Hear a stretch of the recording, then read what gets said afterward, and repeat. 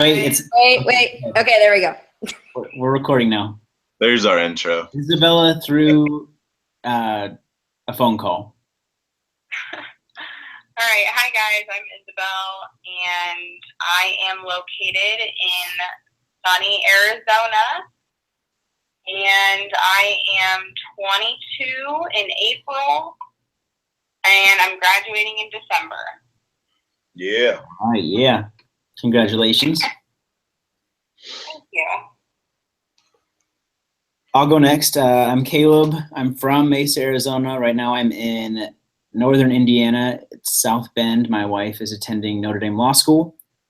So we're there. She graduates in May. We are going to end up in San Diego coming this fall. And I should be graduating in December. And the goal after that is to go to flight school to become a helicopter pilot.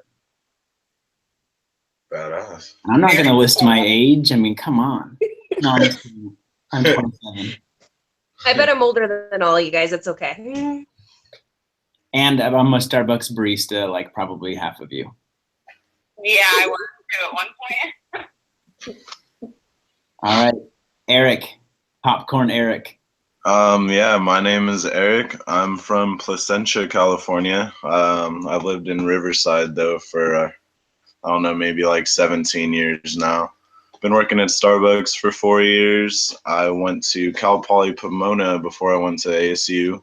That's when Starbucks, created their whole thing, and then obviously I went for it. Free schooling, let's go. If I took summer school, I might be able to finish by December, but I don't know how that's going right now. So I think I'm graduating next June, right like next June when I turn 25, right at that age. About to turn 24 now, graduate when I'm 25, perfect. That's what I wanted, so. All right, I'll go next. I'm Cynthia. I live in Elk Grove, California. I am a Starbucks barista. Been with Starbucks for 6 years. I'm 24, and I'll be graduating in December. Nice. December. I'll go next. My name is Danielle Simpkins. I'm actually from Buckeye, Arizona, but right now I'm in Las Vegas. I told you guys I was older than all of you. I'm 30, so I'm having a little bit of a midlife crisis. I work for BMO Harris Bank as a retail relationship banker, and I've been there for almost 10 years now, and I graduate in December as well. All right. Eric, I really think you should join the Hating my life decisions right now. God, this sucks. You can still sign up for summer. December's looking so nice right now, So I'm the youngest one, pretty much. Yep. All right, so for the group discussion, it looks like we need to talk about for the very first week, make a good leader, what make a poor leader, taking materials from the discussion, from the text, and personal experiences or television examples. So.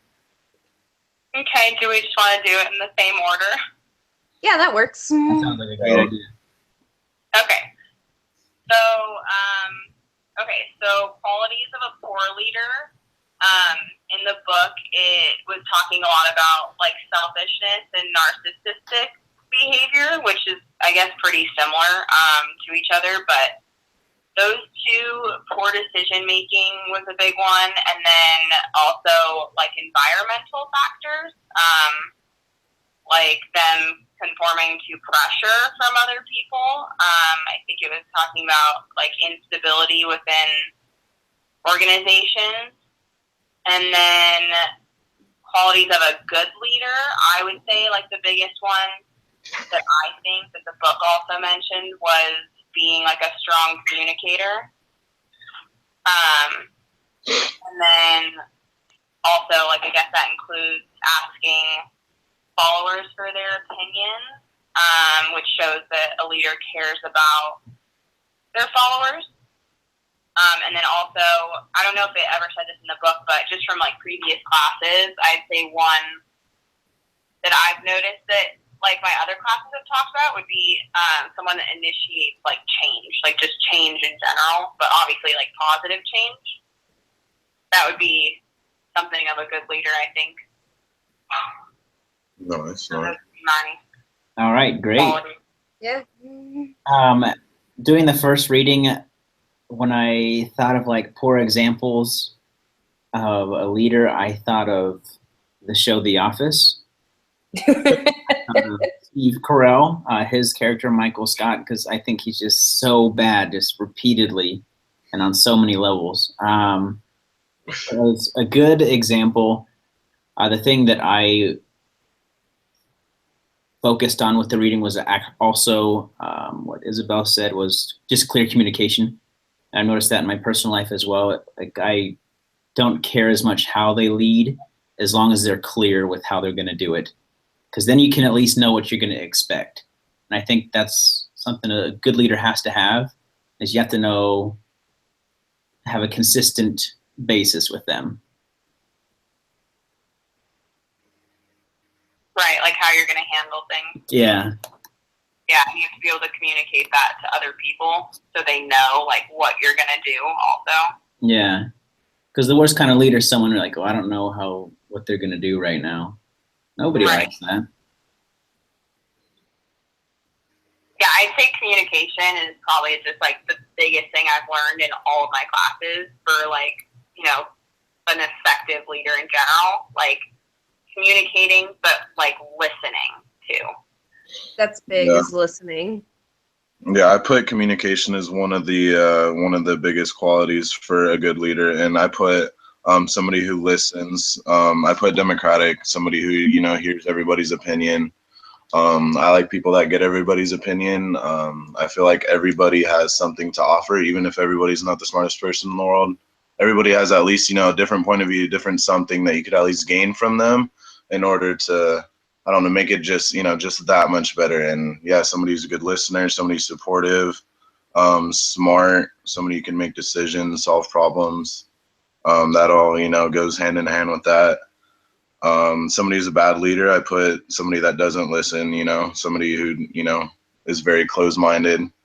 Somebody who's very selfish. Somebody who has an kind of has like an attitude, but that kind of goes with the other three as well. But yeah, pretty much like people who don't listen, bad communication. That's what I put for like a poor leader. Yeah, problem solving's a good one too. And I related it because it says like relate to the book and student experience. I actually related it to my first manager at Starbucks. When I first started there, he was really open, talked about everything, wanted to know everything that was going on. And then probably about like 3 months, just like closed off in the back, didn't want to talk to me, didn't want to do anything, and just very, very one-sided. I don't like lazy people. I hate lazy people. And I guess sometimes I can like put things on other people, and he would just take their side and not even listen to my side. He literally didn't listen to anything I had to say. I'm like, dude, that person's standing around doing nothing. Like he never listened to anything, so we just did not see eye to eye at all. I just transferred to his store, and this manager listens to everything I say, and it's, I don't know, it's just she's not as good as a manager, but I'd say she's a better leader. At least people respect her more. She's a better leader. She's not that great of a manager, but I mean, she's better people wise, and she's a better leader. I don't know, just yeah. Question. Like, a manager, like, when you hear somebody in a manager position, you usually think of a leader. So like, what does she lack in management skills that like? We're out of stuff like all the time. We're out of stuff all the time. Our store, like my other store, nobody called off. Absolutely nobody called off. Like if you called off, it was kind of like, do you have it covered? Like, is somebody coming in? What's going on? Over here, it's like, oh, that person called out today. Oh, no way. Like, oh, dang, we're screwed for the next 6 hours. It's like it happens like literally 5, 6, 7 days a week. It's ridiculous. Same here. It really does. There's And just no discipline there. She's just not that good of a manager. People nitpick at her. You know what I mean? Take advantage of her a little bit. I think that's an interesting point. Cynthia, your question, Eric, your example, because you would think that like a manager and a leader is almost hand in hand, right? Yeah. I've seen some managers One that that like I've not struggled with, but like in this degree program, like the organizational leadership is trying to define like a leader and a manager and like the differences or like the similarities between them, I guess. Yeah, I think of leader as more of like an emotional connection with people. I don't know, they lead in a more emotional way. Managers can lead in a one way, and then they can just be like, in a numbers way, you know, he can get stuff done, but you know, if nobody's, you know, motivated or liking their job or anything, you know, it's not going to grow. You know, at least leaders, I feel like there's room for growth.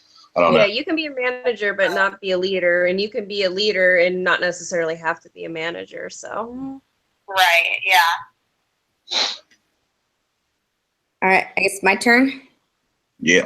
Good leader, communication, of course. My manager actually taught me that communication is key. The one important thing she tells me about it is learning how to communicate differently to each individual, you know, because everybody's different, you know. So that was something I struggled with when I was a shift supervisor. But I've gotten better even as a barista now. Like I just need to know like how that person is, like, do they take things well? Do they not take things well? You know, is this the right time to talk to them? Because I was always that person that it was a terrible time to talk to them. And a poor leader is just somebody that doesn't see it, like, you know, just doesn't see things that are going on, like in the role or, you know, in the leadership role that they're in. Just somebody that's just like blind to everything. They're like, oh, I'm up there and I'm proving that I'm up there, but doesn't see everything else that's surrounding them, you know, like their team falling apart. Their numbers are good, but their team's falling apart. You know what I mean? Yeah. So, and probably a good example for a good leader would have to be my old boss, Taylor, who always had good numbers, but did care about her people. Like, I don't know. I think she did both really well. So. That's good. all right. I mean, besides outside of what you guys have talked about, is for a good leader, I think somebody who is a good leader, somebody who's, you know, there to help you, coach you, you know, work through your problems and, you know, make you excel at what you're doing. Leader. Who's a bad leader is kind of like what we were saying earlier, somebody who's narcissistic. One time, this probably happened like 10 years ago, when I first started out in banking, I was a teller, and my manager at the time, or my leader at the time, was trying to teach me on the system. And you know how like when you type in certain areas on systems, you only have so many characters you can fit in? Mm-hmm. Tell me to turn off caps locks to see if I can, you know, fit more characters in. And I tried to tell her, you know, that's not how it worked, and for that one. So somebody who's just not supportive and thinks, you know, right, is somebody who's, to me, is not a good leader, a poor leader. So I think like one of the biggest problems like I'm having at my job right now is so basically like we're in the process of like we have all new employees, and every time someone does something wrong or like makes a mistake, they literally just get like written up for it. see, that's not right. Yeah, That's not okay. Horrible yeah. do anything, because then nobody learns anything, and then they just get like everybody just gets so upset, and then like people come to me and they're like, I feel like I never do anything right, and then they just end up like firing people, and it's like that's just not like the way to run a business at all. It's not the right way to motivate them. It's not. No. What were they doing? Just like examples of like to get written up for that, because you know, it's you have to like done something really bad to get written up. I don't know. Yeah, basically like so I work at a spa and I'm the assistant manager, and so like all the front desk people, like basically like if there's like a mistake in scheduling, like you schedule somebody wrong or like for not enough time or something, like they would get written up for it. Or this one girl, so it was like her first week, and she just forgot to lock the manager's office when she was closing, and she got written up for it 3 weeks after it happened. Okay. Told her like, hey, you're gonna get written up, or like, hey, just remember like to lock the office door, like just, you know, this is a warning. And they just wrote her up for it 3 weeks after the fact. And what's bad is there no training involved? Are these training issues, or are they just, these people are not being taught what to do? So I think there's training issues, and because everybody's so new that they have like new people training the new people, and so yeah, it's kind of like a mess right now. We're like undergoing a ton of changes as far as like construction and like the way that the businesses ran, like certain things just don't work, and so they're trying to separate like the med spa from the salon because like the two don't work together, and so like certain people like make mistakes in the med spa stuff because it's brand new to the business and nobody is training anybody right on it. So as soon as somebody makes a mistake, like they just get like scolded or like in trouble for it. Is there only like one manager at your Yeah, there's one manager, and then there's me, who's the assistant manager, and I just started there like 3 months ago. Have you gotten written up yet? I'm just kidding. No. No, but I'm afraid to, because like everybody, and that's like something that like I hate about, like I like my job, but at the same time I go there every day like worrying about doing something wrong because I see how everybody else gets in trouble for things. I think that like you hit on the nose, like that's what shows that a poor manager might be there. Is you shouldn't be scared to go into work, and you shouldn't be motivating your employees with fear. I can relate on that part. That's the wrong way to motivate people. You shouldn't be walking on eggshells every single time you walk. All that's going to do is increase your turnover. Yeah, like, man. Yeah, not only And that, that's why you got new people training your new people.